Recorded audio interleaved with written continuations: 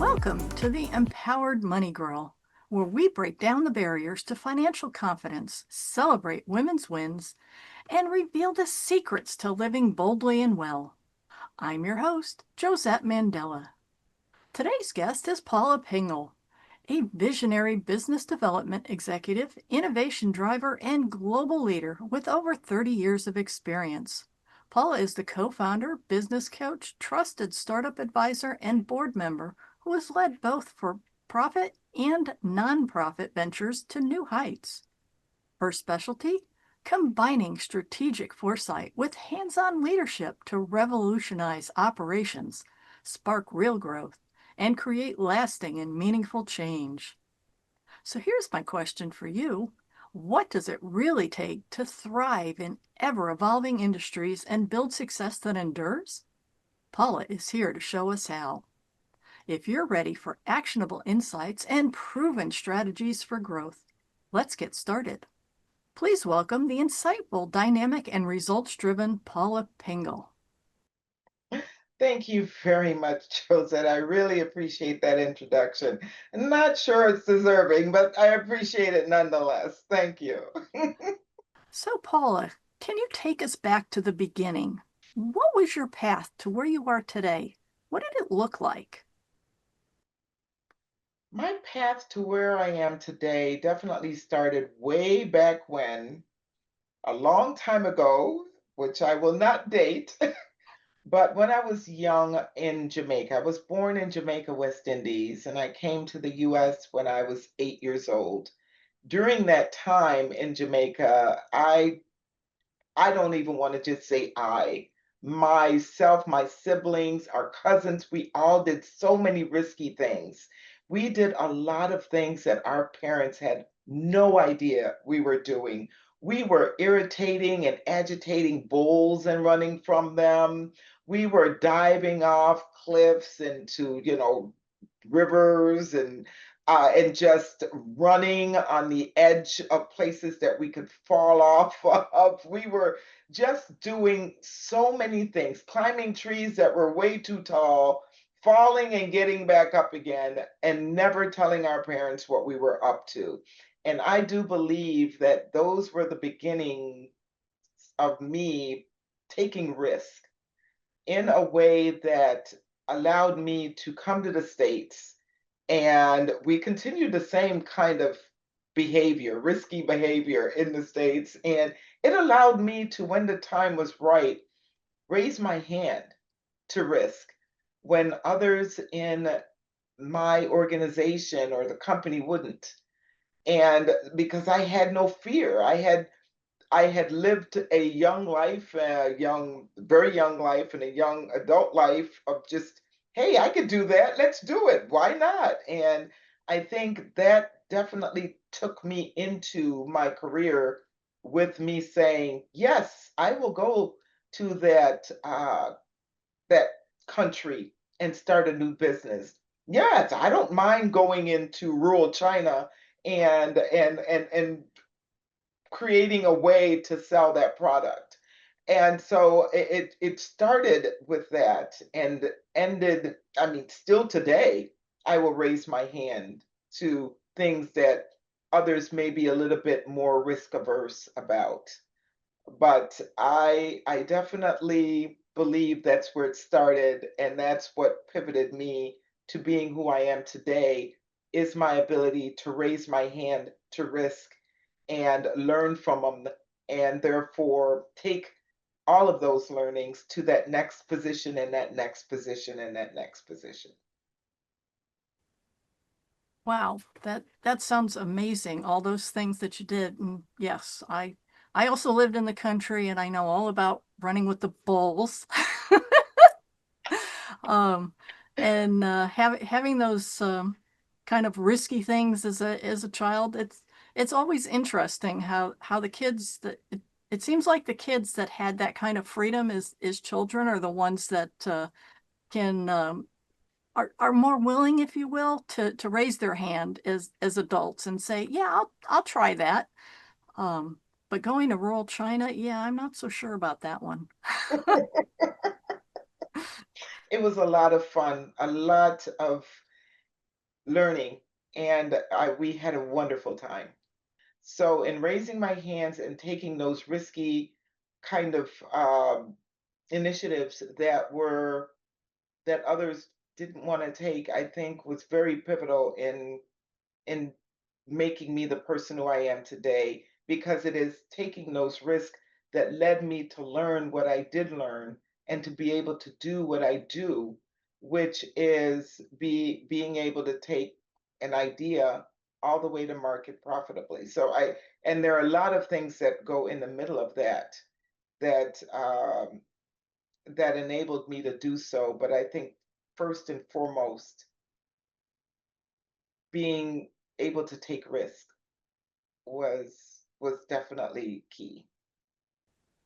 Yeah, agreed. I like you say, if you're not willing to raise your hand, if you're not willing to say, "Hey, me, pick me," then it's real easy to get overlooked in corporate jobs, and then you get to the end of your career and you get that gold watch, and well, these days that doesn't happen anymore, but in the old days, that was kind of the path you would take, is that things would come along, and but it seems like in today's world, if you're not willing to raise your hand and take a risk, and I'm not suggesting that you jump off cliffs into water that you're not sure about, but just taking that little risk there, to try something new that really sets you apart from somebody else in the corporate world, and is kind of how people get ahead today.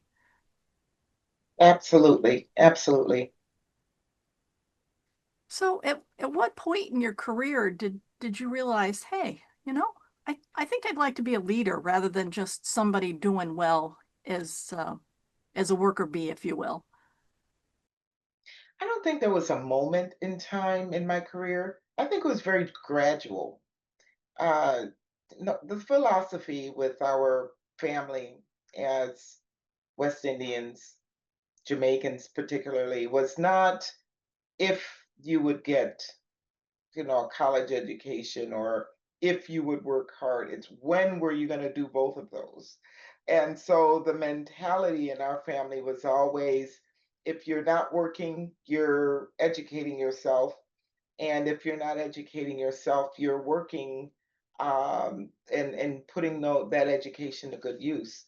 And so I definitely believe that it was already ingrained in me to be the best that I can be, but I don't believe that there was a moment in time where I said, "Oh gosh, at this time right here, I'm ready to take on a team of people and lead them." I think it was a gradual kind of path in being given more responsibilities as I was raising my hand and demonstrating more and more that I could do the things that I said I could, and reaching those goals and surpassing those goals, and then beginning to mentor others into doing that, I believe was that gradual path to then leading others and leading large teams of people. Yeah. Well, that's cool because, like you said, growing up the way that you did, having that free flowing feeling that yes, I can do this, and being willing to take the risk, and then showing that, hey, I'm ready. Let's do this. I think I'm ready to lead that team, and actually following through and making things happen. That's not the typical way a lot of people end up in leadership. A lot of times they get kind of pushed in there because their boss just left, or some other thing happened, and suddenly they're like, me, leader? Oh, okay. It sounds like you just kind of fell into it naturally and said yes as things came up. I'm ready. I'm ready to take that next step. Most definitely, that is the way I would say it happened with me. And of course, having many individuals along the way that were willing to give me those opportunities, that were willing to be my mentors, that was willing to just take chance on me. I mean, I think that is also very important. And it's not only me raising my hand, but we're also there were also people there that were willing to say, yes, I'm gonna go let you do this. So it's high stakes, and I believe that you can do it. So it's having those leaders that were also very confident in my ability to get the job done that was also very important in allowing me to get where I am. And congratulations on where you are. So, how would you define financial independence? And do you feel like you're there, or is it still a work in progress? I will always believe that it's a work in progress. I am one of those individuals that, and I don't know, I believe a lot of this is also upbringing, which is I can't save enough. I can't put away, I'm not frugal, but, I do believe that if you work hard, you should enjoy it. But I'm also not extravagant. I don't believe that just because you can, you should. And I tell my children that all the time. Just because you can doesn't mean that you should. If you can, just because you can afford that very expensive thing, doesn't mean that you should buy it. And so I'm always striving for more, for more additional financial comfort. And of course, unfortunately, as we get to the goals that we have set for ourselves, it seems like that bar shifts as the economy shifts, and what was worth a lot is not worth as much as it used to be. So, for those of us who planned, hey, I'm going to retire with this amount, and then you're finding that, well, that amount is not going to work anymore because things are more expensive and the cost of living is just higher. So I think that's why I continue to strive. It's not, it's a combination of I can, so I do, but also a combination of it's a moving target that we're all after. Well, that's a really interesting relationship to have with your money, is that recognizing that, yes, I made a lot of money and it's okay to spend some of my money, but I also need to save some and grow it for the future, because you never know what the economy is going to do. You never know what tax situation might change, or how things are going to be in the future. So, um, yeah, I absolutely love that, how you kind of roll with it, and it's things are good, but and you're not pinching every penny either. Right. That you recognize that it's okay to let it go with the flow. Hmm. So, do you actively invest? Yes, I do. And I have been doing so ever since I can. My recommendation to everyone under the sun is invest and invest early. My husband and I are very fortunate in that we found a very good investment company that is doing very well by us. And that's after going through some annuities that were not so good to us and trying and getting ourselves out of that. So we invest in the market, we invest in 401ks, we invest in real estate. So to me, we invest wherever we can, wherever it makes sense. But one of the things that I would love to do, and that is get to a place where I am retired and investing in others, like investing in other startups, investing in, and those are the startups that people tend to, not pay that much attention to. It's not, in cryptocurrency or in AI or some healthcare technology that is very well needed. I would like to just, spend a little bit of time and a little bit of money on the things that I know are going to be successful, but not necessarily getting that much notoriety. That's really cool to spend the time, kind of a paying it forward sort of Yeah, thing, where you're finding those companies that are small in need of maybe some of your guidance as well as yeah. some of your money, and helping them get to that next level. I love that. But is that something you're doing now, or is that strictly Yeah, that is I something that I'm retire? doing now for startups, and more in my time. Mhm.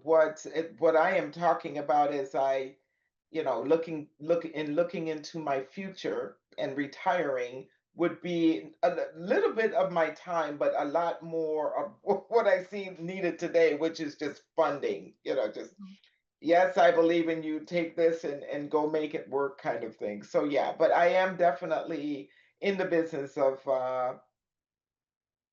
advising startups and helping startups and bringing innovation to market, and really enjoying myself doing my time in doing that.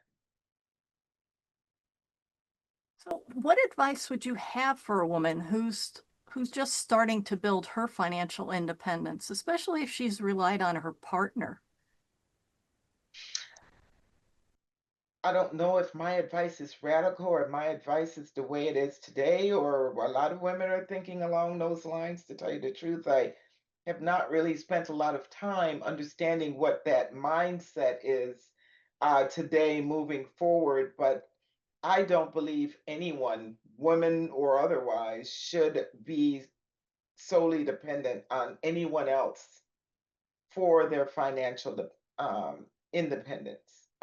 I believe that is you can have a relationship, have a partner, and also contribute in a way that is going to make you feel good about what it is that you're also bringing to the table, but make you also feel good about what you will have just in case that partner is no longer there. So whether it is investing in life insurance and different things, so that if that partner happens to pass, are you okay?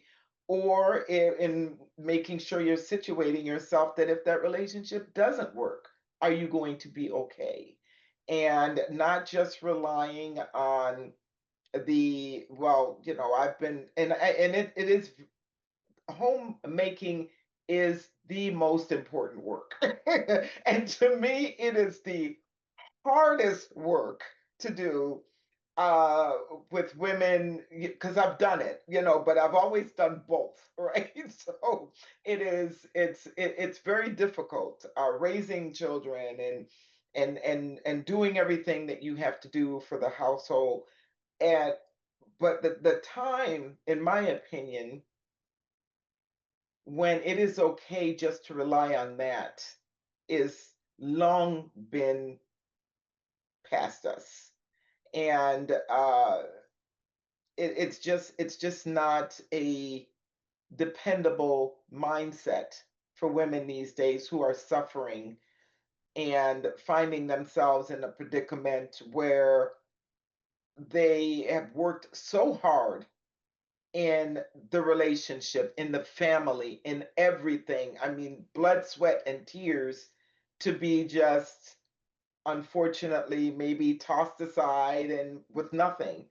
And so it's my recommendation to any woman and anyone to build yourself up, to make sure that you are going to be okay, and therefore whoever you're taking care of is going to be okay, whether that be a family member, a parent, or children. They're going to be okay, instead of now all of those dependent on that one partner that may no longer be there for whatever reason. Yeah, and that's certainly something that I teach in my courses too, because I wholeheartedly agree with you, is that that 1950 June Cleaver look.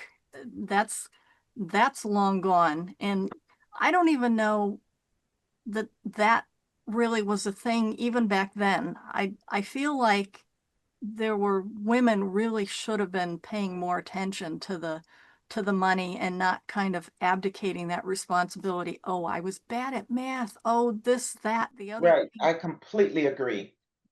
I completely agree.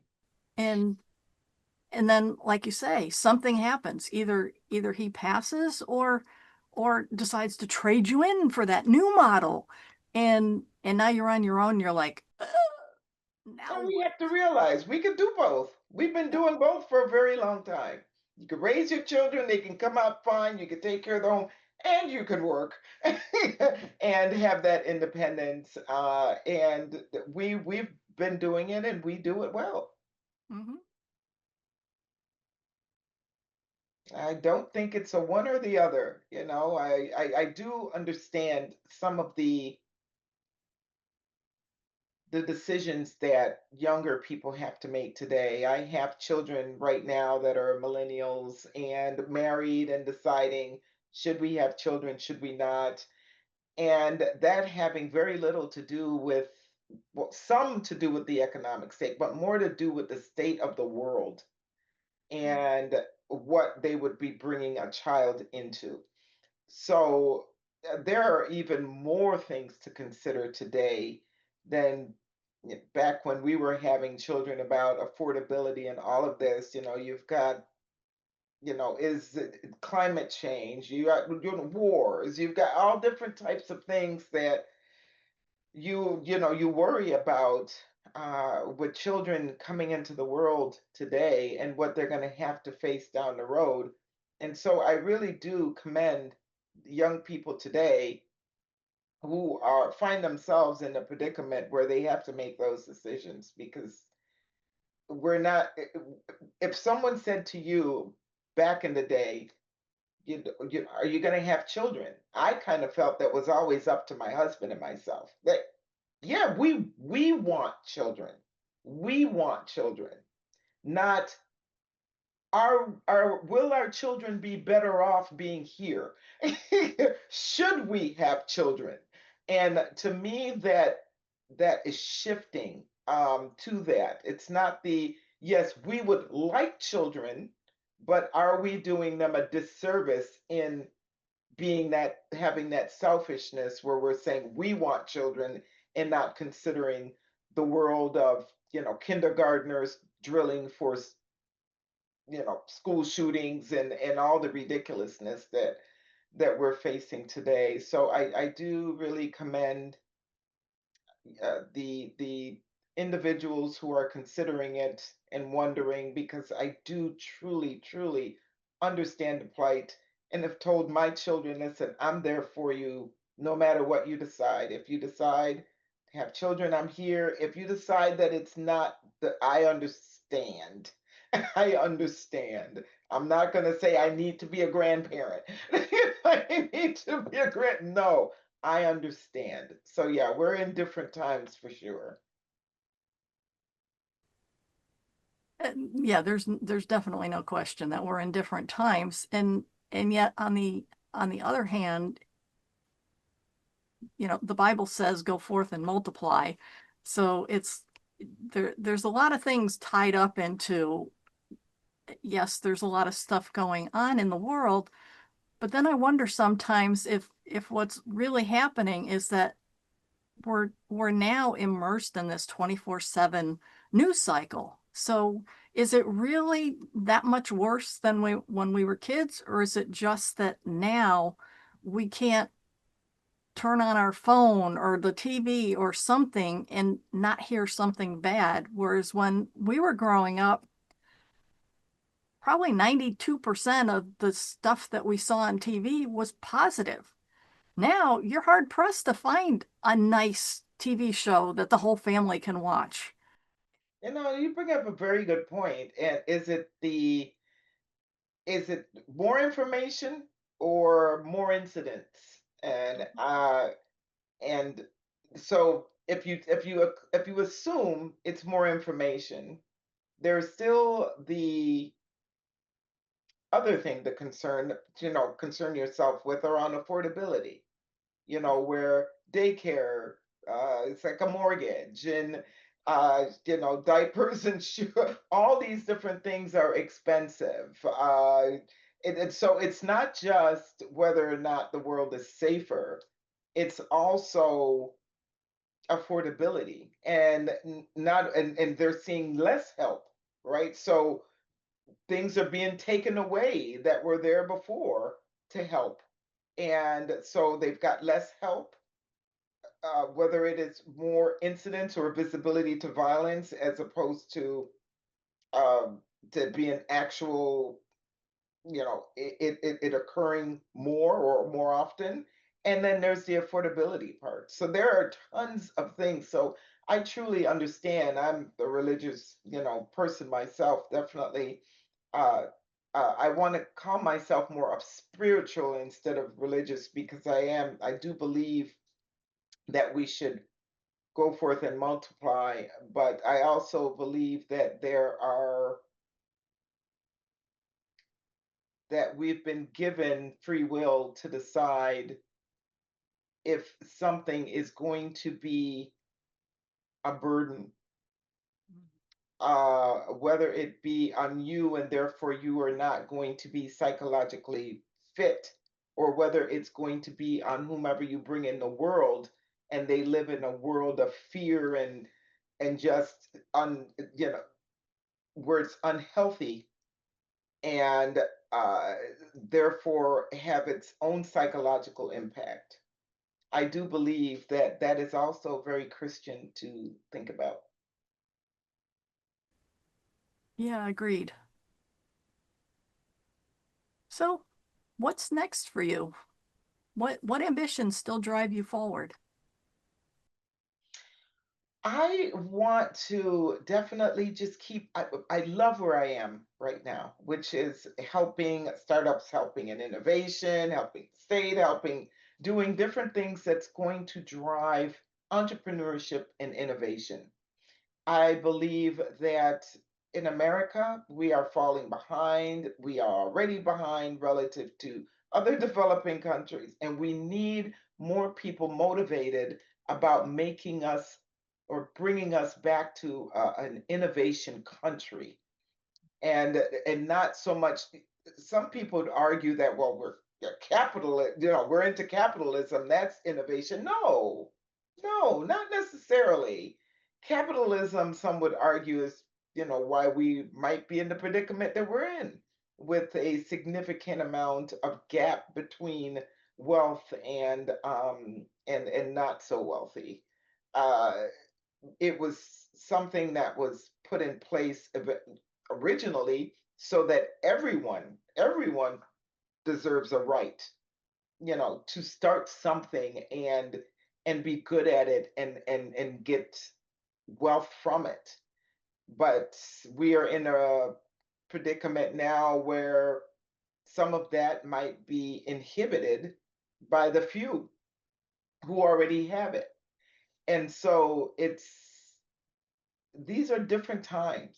And I would love to see us as a country begin to once again just embrace innovation and technology. And that is one of the most bipartisan thing that you can find.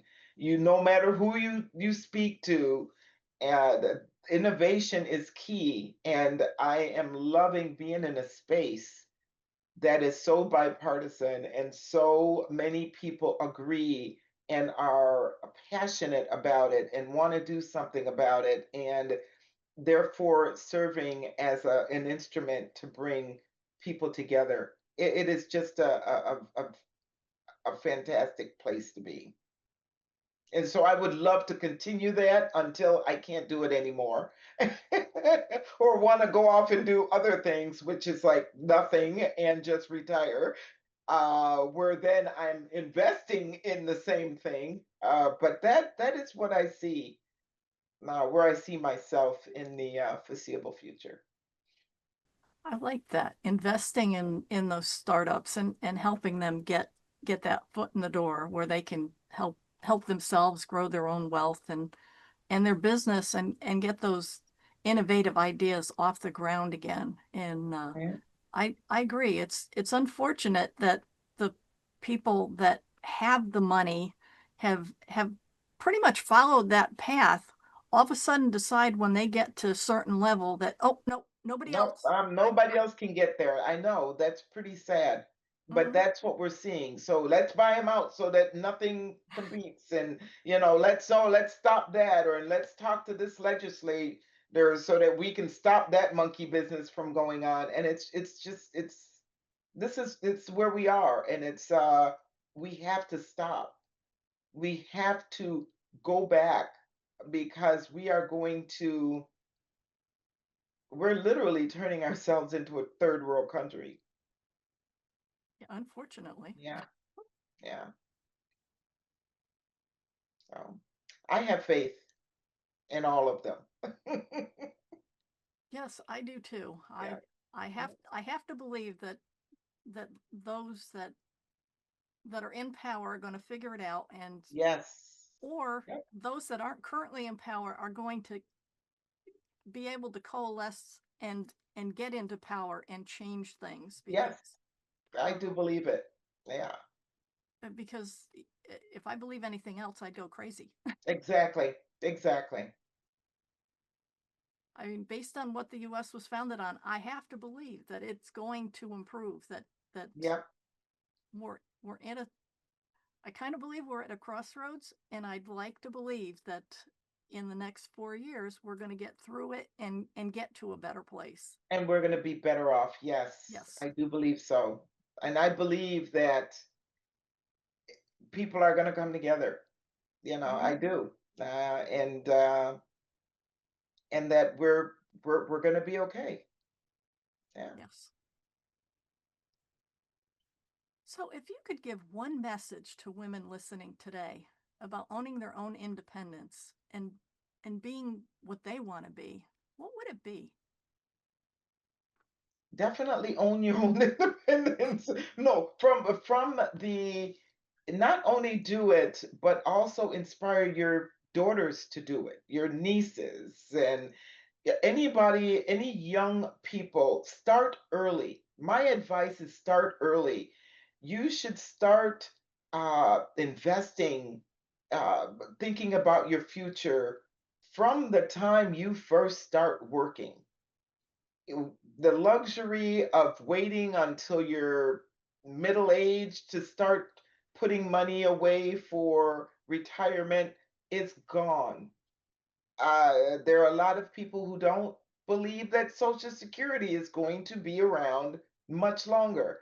And so, my advice to women, start early, empower the women around you to start early in investing in themselves and their future, and strive in any way that they can, whether it is the job that they're in and plus that, or a side gig or something that they really love and think is fun, but save for that rainy day while you're having fun enjoying what you have worked so hard to get. Absolutely. I love that so much. And I want to thank you so much for joining us today. And a huge thank you to Paula Pingel for sharing her wisdom and energy with us. If you found value in this conversation, please subscribe, leave a review, and share the Empowered Money Girl with your friends. The more we spread these stories, the more women we can empower to live boldly, both financially and in every part of life. Until next time, keep thriving and remember, your journey to empowerment starts with you.